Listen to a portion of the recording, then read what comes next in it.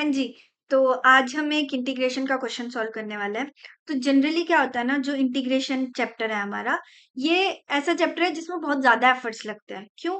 क्योंकि इसके जो क्वेश्चंस होते हैं ना, उनमें डिफरेंट अप्रोचेज़ लगती है, जिससे हम एक ही क्वेश्चन को सॉल्व कर सकते हैं। तो मतलब एक ही क्वेश्चन के लिए हम डिफरेंट डायरेक्शन में सोच सकते हैं, डिफरेंट मैनिपुलेशन स्किल्स लगा सकते हैं और एक क्वेश्चन सॉल्व कर सकते हैं। इसीलिए ये चैप्टर एफर्ट्स बहुत ज़्यादा माँगता है और आपको बहुत ज़्यादा प्रैक्टिस करनी पड़ती है इन चीज़ों को बिल्ड करने के लिए। तो इसीलिए ये सारी चीज़ आप पे डिपेंड करती है आपकी प्रैक्टिस पे कि आप कितनी स्ट्रांगली प्रैक्टिस करते हो, कितने डिफरेंट टाइप ऑफ क्वेश्चंस को प्रैक्टिस करते हो, एक ही क्वेश्चन पे कितनी डायरेक्शन में सोचते हो। तो जनरली ऐसा होता है ना, हम बहुत सारे मेथड्स पढ़ते हैं इंटीग्रेशन में, चाहे वो स्टैंडर्ड फॉर्मेट वाला हो, बाय पार्ट्स वाला हो, ये सारी चीज़ें हम पढ़ रहे होते हैं, राइट? तो वो सारी चीज़ें कब अप्लाई होनी है, कैसे अप्लाई होनी है, ये प्रैक्टिस से सीखते हैं। क्योंकि एक क्वेश्चन को करने के बहुत सारे मेथड्स हो सकते हैं। बट हमें एफिशिएंटली वो मेथड चूज करना है जो इजीली और जल्दी आंसर दे। वो कैसे बिल्ड होगा? प्रैक्टिस से। क्योंकि आप जितनी ज्यादा प्रैक्टिस करोगे आपको पता चल जाएगा कि ऐसे टाइप को क्वेश्चन के करने के लिए ऐसा मेथड ज्यादा एफिशिएंट होता है और जल्दी आंसर आता है। तो ये चीज प्रैक्टिस के साथ आएगी। वैसा ही एक मेथड की कैसे हम सोचना सीखते हैं, ये अपने आज इस क्वेश्चन में डिस्कस करने वाले हैं। तो सबसे पहले आपका ये काम बनता है कि वीडियो को पॉज करो, इस क्वेश्चन को ट्राई करो, आपके माइंड में क्या अप्रोच चल रही है उसको लिख के जाना और आंसर बता के जाना। ठीक है? फिर अपने करते हैं डिस्कस।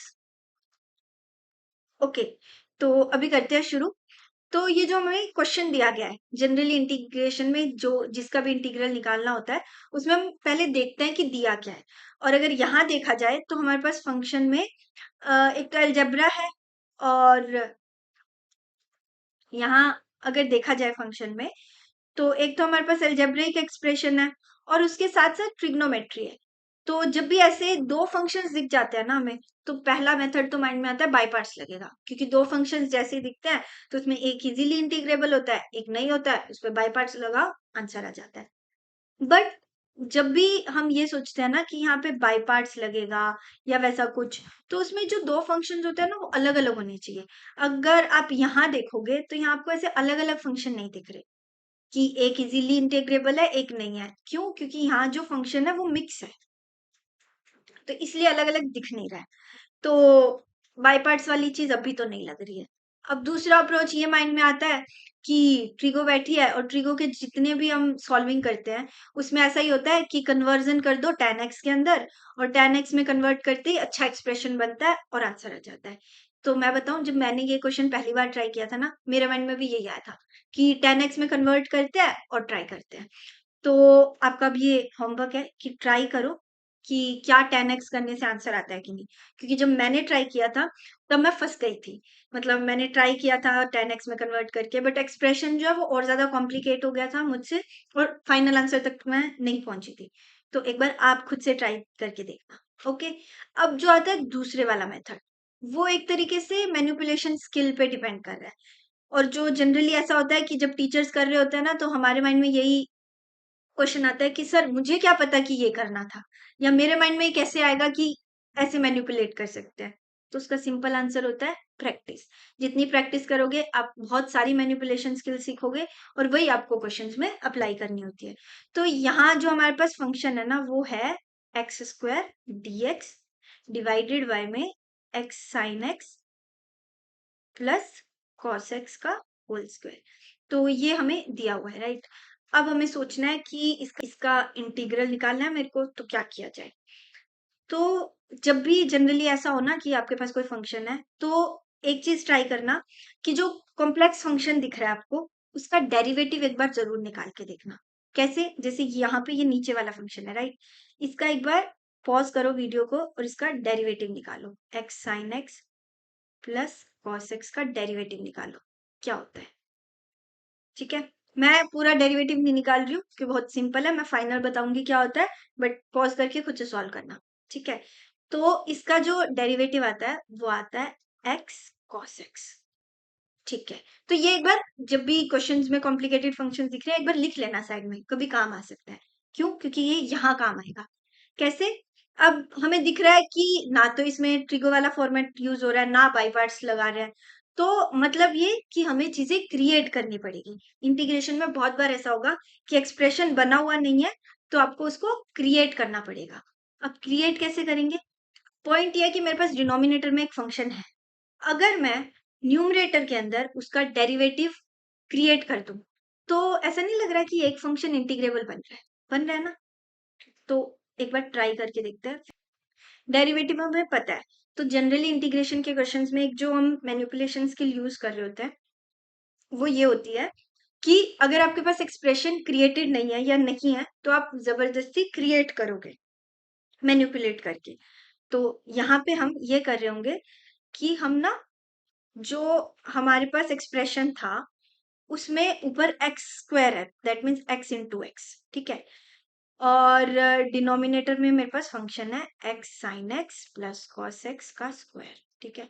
अब मैं नीचे वाले फंक्शन का ऊपर डेरिवेटिव क्रिएट कर रही हूँ, तो एक्स तो है ही, तो कॉस एक्स लगाना है। अब वो अपने आप तो आएगा नहीं, अपने आप नहीं आएगा तो नीचे भी मेरे को एक कॉस एक्स लगाना पड़ेगा। अब आप यही सोच रहे होगे कि ये मैंने किया क्यों है, क्या इसका वो है। हम करना क्या चाह रहे थे, हम ऐसा एक्सप्रेशन क्रिएट कर रहे थे जो इंटीग्रेबल बने, इजीली इंटीग्रेबल हो। अब यहाँ से क्या हो रहा है, यहाँ से ध्यान से देखोगे ना, तो ये वाले पार्ट को जिसको हमने ऊपर डेरिवेटिव बनाया नीचे फंक्शन है उसको अलग रख दो और बाकी जो एक्सप्रेशन है वो अलग रख दो। दैट मीन्स एक्स बचा और नीचे डिवाइड में जो नया कॉस एक्स आया वो बचा, और यहाँ पे जो दूसरा बचा वो बचा एक्स कॉस एक्स dx, तो पूरे के साथ x cos x divided bye x sine x plus cos x का स्क्वायर। ओके, ये बचे ये, तो मेरे पास एक तरीके से ये दो पार्ट्स जो है उस इंटीग्रल के मैंने बना दिए। अब मैंने बनाए क्यों है, अब जाओ वापस उसी फंडे पे। हम बाय पार्ट्स कब यूज करते हैं, जब एक फंक्शन इजीली इंटीग्रेबल हो और दूसरा ना हो। यहाँ ध्यान से देखो, ये वाला जो फंक्शन है ये वाला, ये बना फर्स्ट फंक्शन मतलब इजीली इंटीग्रेबल वाला फंक्शन, ठीक है। और ये वाला जो है ये बना मेरा सेकंड फंक्शन जो इजीली इंटीग्रेबल नहीं है, ठीक है। तो मेरे पास दो फंक्शन क्रिएट कर दिए। अब क्या करूंगी मैं, अब लगाऊंगी इस पे बाई पार्ट्स। अब मेरे पास ऑप्शन है, अब बाई पार्ट्स लगाएंगे तो हमारा जो है आंसर आ जाएगा। तो पॉज करो वीडियो को और खुद से बाई पार्ट लगाओ, क्यों, क्योंकि प्रैक्टिस इंपॉर्टेंट है। और जब लगाओगे ना बहुत मजा आएगा क्योंकि सॉल्विंग बहुत मस्त है इसकी। तो अब पॉइंट ये है कि फर्स्ट फंक्शन में ऊपर डेरिवेटिव है नीचे फंक्शन है, तो इसमें हम सब्सटीट्यूशन से जा सकते हैं। अगर आप सब्सटीट्यूशन से जाओगे तो ऊपर तो बनेगा वो dt और नीचे बन जाएगा टी स्क्वायर। अब इसका इंटीग्रल तो आना ही चाहिए क्योंकि स्टैंडर्ड है, तो वो आएगा -1/t, ठीक है। और जो t है मेरा वो क्या है, वो है मेरा x sine x plus cos x.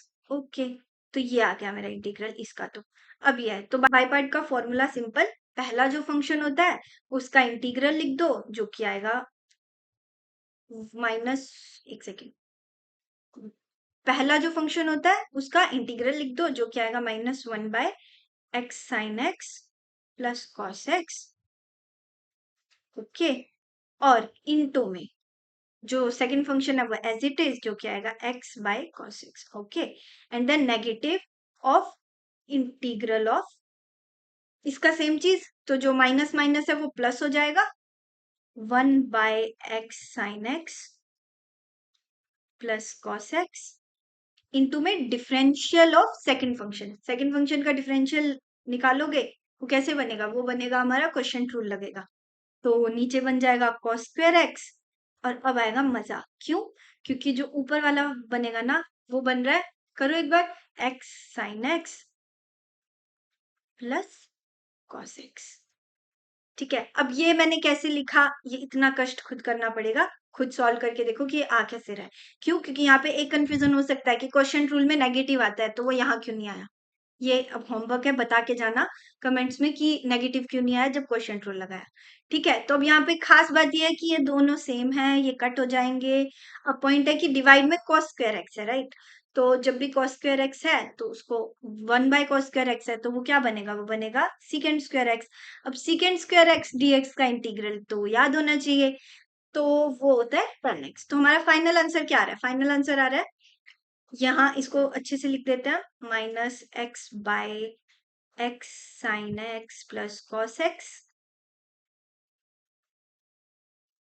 Into में cos x है गाइस, कि ये छोटी-छोटी चीज़ें मिस नहीं करनी है, इसीलिए मिस्टेक करवाती है इंटीग्रेशन के क्वेश्चन में स्पेशली।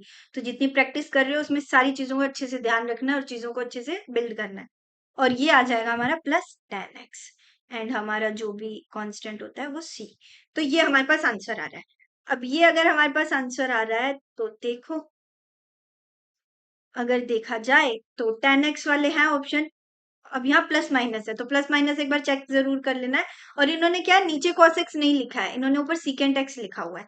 ओके, इसको हम ऊपर ले जाएंगे, बट यहाँ एक नेगेटिव साइन आ रहा है जो मिस मत करना।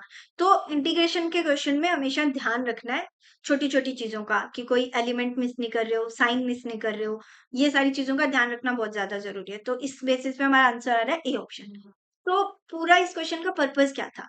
इस क्वेश्चन का पर्पस ये था कि इंटीग्रेशन के क्वेश्चंस में ना आपको डिफरेंट अप्रोचेस बिल्ड करनी होती है, और उसमें से भी एफिशिएंट अप्रोच कैसे आप फास्ट ढूंढ सकते हो ये सीखना होता है। और आप ये सीखोगे कैसे? प्रैक्टिस करके। तो इसीलिए प्रैक्टिस बहुत ज्यादा इंपॉर्टेंट है इंटीग्रेशन वाले चैप्टर में। जितनी ज्यादा करोगे उतना जल्दी चीजें सीखोगे और मजा आता है। जैसे जैसे क्वेश्चन सॉल्व करोगे, मैनिपुलेशन स्किल्स बढ़ेंगी तो मजा आता है। जैसे यहाँ हमने एक बहुत सिंपल सा फैक्टर सीखा ना, कि जो भी फंक्शन है उसका डिफरेंशियल एक बार माइंड में रखना है। ऐसे करके बहुत सारी ट्रिक्स होती हैं, और वो ट्रिक्स याद नहीं करनी होती है। जितने सारे क्वेश्चंस प्रैक्टिस करोगे वो अपने आप माइंड में आ जाती हैं। और वो एक तरीके से आपको, जैसे ही वो होता है ना पजल सॉल्व करने के लिए, पजल देखते ही दिमाग चलने लगता है, वैसे ही होगा। क्वेश्चन देखते ही माइंड में ये स्ट्राइक होगा कि बाय पार्ट्स लगेगा कि नहीं नहीं नहीं लग सकता, क्योंकि फंक्शन अलग अलग नहीं है, मतलब कुछ और करना पड़ेगा। तो ये सारी चीजें धीरे धीरे बिल्ड होंगी।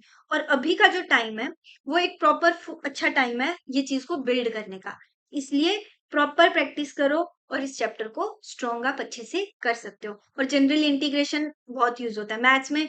कैलकुलस में डिफरेंशियल के बाद इंटीग्रेशन आता है, इंडेफिनेट, डेफिनेट, उसके बाद area under the curve, differential equation, इन सब में इंटीग्रेशन बहुत ज्यादा यूज हो रहा होता है। तो इंटीग्रेशन अगर स्ट्रॉन्ग है तो बहुत ऐसे मार्क्स जो है आप उठा सकते हो। तो प्रैक्टिस कर लेना, ऐसे और भी क्वेश्चंस आपके पास होंगे। अच्छे से पीवाई क्यूज लगाओ, प्रैक्टिस करो और इंटीग्रेशन की स्किल को अच्छा करो। All the best.